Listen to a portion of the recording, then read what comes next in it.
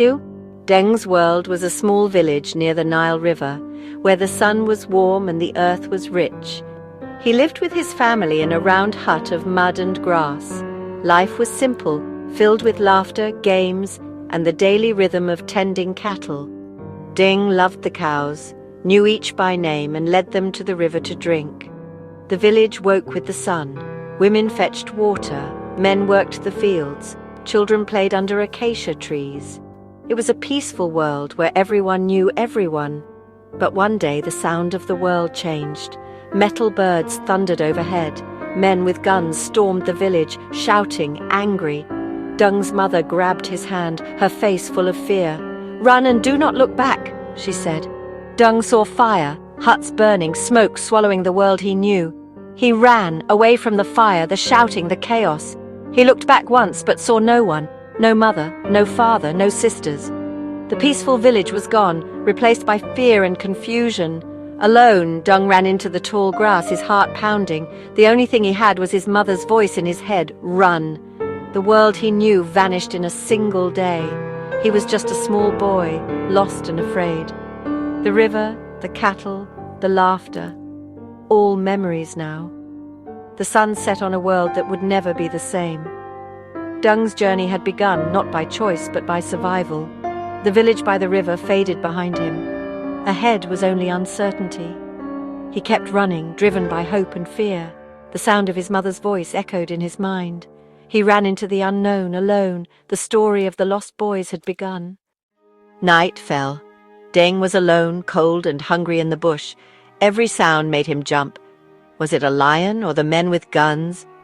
He hid under a bush, thinking of his family, his warm bed, and cried quietly. Dawn brought a new sound. Another boy, alone, afraid. They saw each other, silent, sharing the same fear. More boys appeared, all running from the same fire. They began to walk together, not knowing where they were going. They walked east, toward rumors of safety. The sun was hot, the ground hard, their feet bare and sore. Days turned to weeks. More boys joined, a river of children flowing away from war. Among them was Bol, older, quiet, strong. Bol walked beside Deng, helping him when he stumbled, sharing water. Deng felt safer with Bol. They spoke little. Their silence was a language of loss. Hundreds of boys walked together side by side under a vast sky. They had no plan, only the will to survive. Hunger gnawed at them, but they kept moving. The line of boys stretched across the land, a living testament to hope. Bol became Deng's protector, his friend. Together they faced each day, step by step. The journey was just beginning. They walked away from everything they knew. The world behind them was gone. Ahead was only the unknown. Their bond grew stronger with every mile. They were no longer just boys, they were survivors. The long walk had begun and there was no turning back. Each step was a step away from the past, and toward a future they could not imagine. The sun rose and set on their journey, marking time by footsteps and hope. The lost boys walked on. The journey was full of danger lions in the grass, hunger, thirst, and soldiers. At night, the boys built fires, taking turns to keep watch, huddling close for courage. Hunger was constant. They ate wild leaves, roots, and, if lucky, eggs from a bird's nest.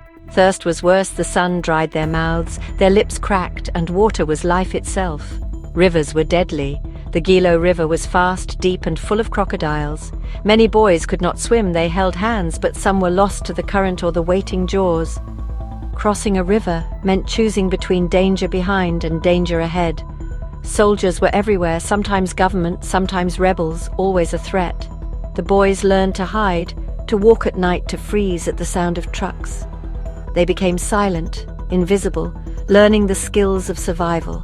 They were children forced to act like soldiers. Every day was a test of courage and luck. The world was not kind, but they kept moving. The fire at night was their only comfort, a small light in the darkness. They depended on each other for safety. The dangers shaped them, hardened them, but did not break them. They learned to trust, to lead, to hope.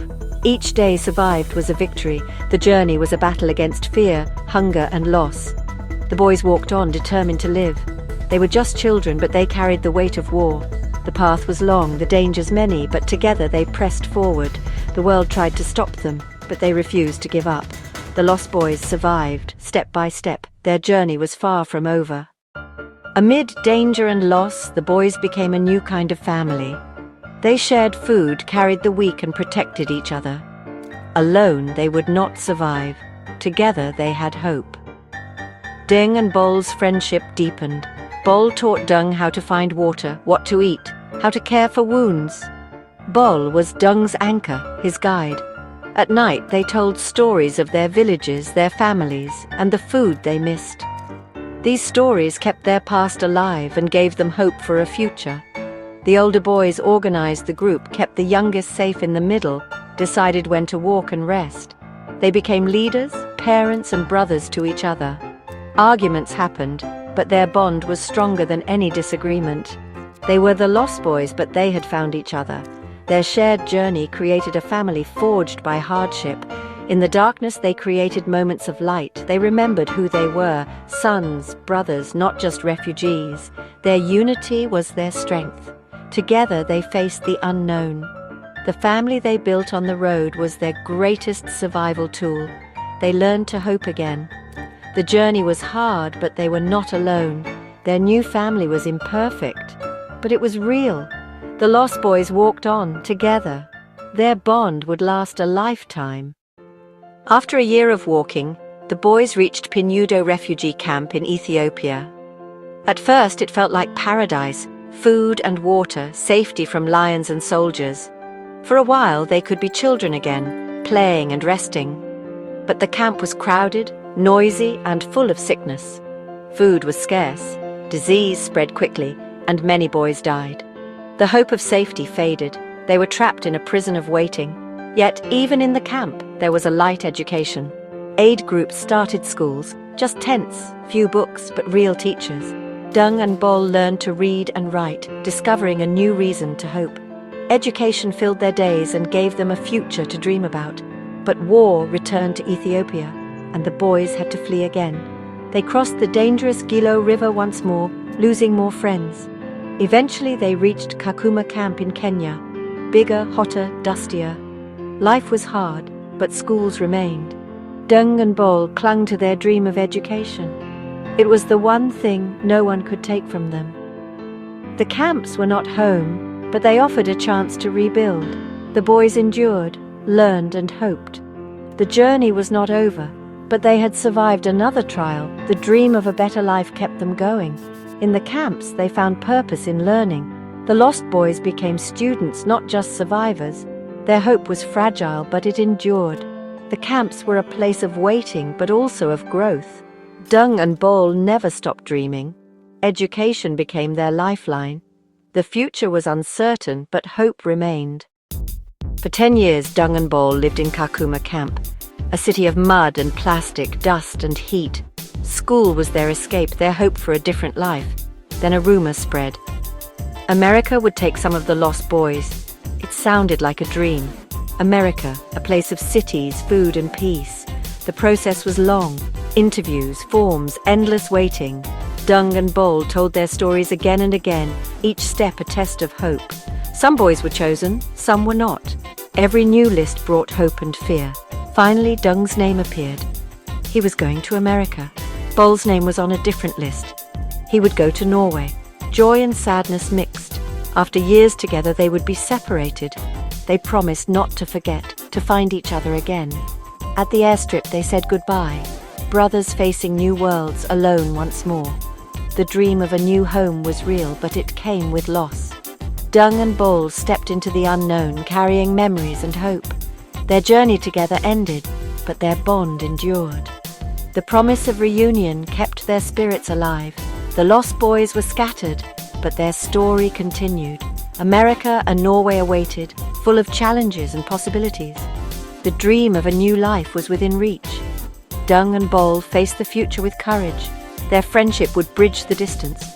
The journey was not over, it was changing. Hope carried them forward, across oceans and continents. The lost boys would never forget. Deng arrived in America, a world of tall buildings, fast cars, and endless food. Simple things felt like miracles. A soft bed, clean water, safety. But it was also lonely. New language, new culture, no familiar faces. He missed Bol, missed the community of the camp. In Norway, Bol faced cold snow and long nights. The world was quiet, the people kind but distant. Bol worked hard to learn the language, to build a new life. Both friends felt a piece of themselves was missing. They kept their promise, writing letters across the ocean. Dung wrote about his job, college, and dream to help other refugees. Bol wrote about learning to ski, studying engineering, and his hope to rebuild Sudan. Their letters were a lifeline, a bridge between worlds. They shared triumphs and struggles, keeping their friendship alive. Both worked hard, resilient and determined. Dung found a community of lost boys in America. Bol found friends in Norway. They never forgot where they came from, sending money home to help others.